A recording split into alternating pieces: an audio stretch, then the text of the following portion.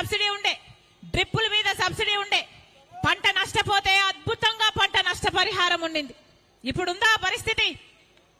ఇప్పుడు కనీసం పంట నష్టపోతే, పంట పండిస్తేనేమో గిట్టుబాటు ధర రాదు, పంట నష్టపోతేనేమో కనీసం బీమా కూడా రాదు, కనీసం పంట నష్టపరిహారం కూడా ఇయ్యని ప్రభుత్వం జగనన్న గారి ప్రభుత్వం. మరి ఏమనాలి? ఇదేనా రాజశేఖర రెడ్డి గారి ఆశయాలను నిలబెట్టడం అంటే? రాజశేఖర రెడ్డి గారి పరిపాలన, సంక్షేమ పరిపాలన ఎక్కడ? జగనన్న గారి పాలన ఎక్కడ? రాజశేఖర రెడ్డి గారి సంక్షేమ పాలనలో విద్యార్థులకు రాజశేఖర రెడ్డి గారు వాళ్ళు చదువుకోవాలని డబ్బు లేని కారణంగా ఏ బిడ్డ చదువు ఆగిపోకూడదని రాజశేఖర రెడ్డి గారు ఒక మాట అనేవాడు. ఏమనేవాడు? మీరు ఏది కావాలంటే అది చదువుకోండి, మీరు డాక్టర్ అవుతారా, మీరు ఇంజనీర్ అవుతారా, మీరు ఎంబీఏ చేస్తారా, మీరు ఎంసీఏ చేస్తారా, మీరు ఏది కావాలంటే అది చదువుకోండి, ప్రభుత్వమే ఉచితంగా చదివిస్తుంది అన్నాడు రాజశేఖర రెడ్డి గారు. అది ఫీజు రీయింబర్స్మెంట్. రాజశేఖర రెడ్డి గారు ఉన్నప్పుడు ఎంతమంది పేద బిడ్డలు డాక్టర్లు, ఇంజనీర్లు, ఎంబీఏలు, ఎంసీఏలు లక్షణంగా చదువుకున్నారు, ఈరోజు లక్షణంగా ఉద్యోగాలు చేసుకుంటున్నారు. ఇప్పుడు ఫీజు రీయింబర్స్మెంట్ లేదు. కూలీ నాలీ చేసుకుని కన్న తల్లిదండ్రులే వాళ్ళ డబ్బులు కూడబెట్టుకుని అప్పులు చేసి ఆ బిడ్డలను చదివిస్తే కనీసం ఉద్యోగాలు వస్తున్నాయా అంటే ఉద్యోగాలు కూడా లేవు. ఈరోజు మన రాష్ట్రంలో 19 లక్షల మంది విద్యార్థులు చదువుకున్నారు కానీ ఉద్యోగాలు లేక నిరుద్యోగంతో బాధపడుతున్నారు. చిన్న చిన్న ఉద్యోగాలు, ఆఖరికి 10,000, 12,000 ఉద్యోగాలు చేసుకుంటున్నారు అంటే మరి ఆ పాపం ప్రభుత్వానికి కాదా? ఎన్ని ఉద్యోగాలు వేశారు? ఎంతమందికి భర్తీ చేశారు?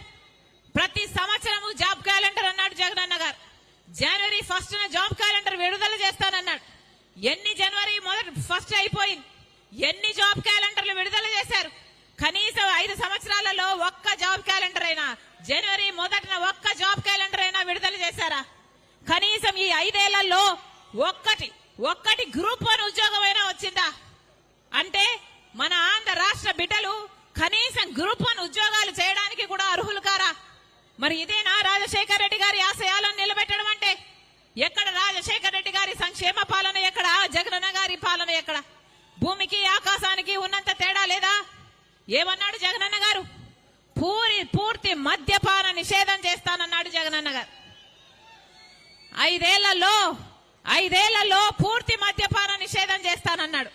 అసలు మద్యం అన్నది ఎక్కడా లేకుండా చేస్తాను, ఆ తర్వాతే వచ్చి మీ ఓట్లు అడుగుతాను అన్నాడు జగనన్న గారు. నాకు మేనిఫెస్టో అంటే బైబిల్, ఖురాను, భగవద్గీతతో సమానం అన్నాడు. ఆ మేనిఫెస్టోలో నేను పెట్టాను మద్యపాన నిషేధం చేస్తాను అన్న జగనన్న గారు.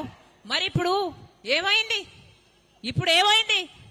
అన్నా ఎలా ఉంది ఇప్పుడు పరిస్థితి అని మొన్న 4 రోజుల కింద నేను ఒక అన్నని అడిగితే, ఏమి మద్యపాన నిషేధం అమ్మా, ఇప్పుడు సర్కారే మద్యం అమ్ముతుంది, అది కూడా సర్కారు ఏది అమ్ముతే అదే కొనాలి అన్నాడు. అదేంటన్నా అంటే ఇప్పుడు కొనాల్సింది వేరే బ్రాండ్లు ఏం దొరకవమ్మా, ఏదో బూమ్ అంట, స్పెషల్ స్టేటస్ అట, ఇవే దొరుకుతాయి తల్లి అన్నాడు.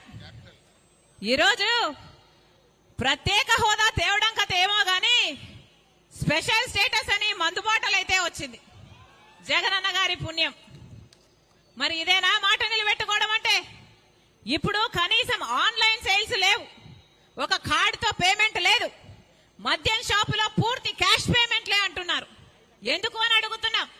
అంటే రాష్ట్రానికి వచ్చే ట్యాక్సులు రావటం లేదు, కేంద్రానికి వచ్చే ట్యాక్సులు పోవటం లేదు, అయినా కూడా పూర్తి అక్రమమైనా కూడా యథేచ్ఛగా మద్యం అమ్ముకుంటున్నారు.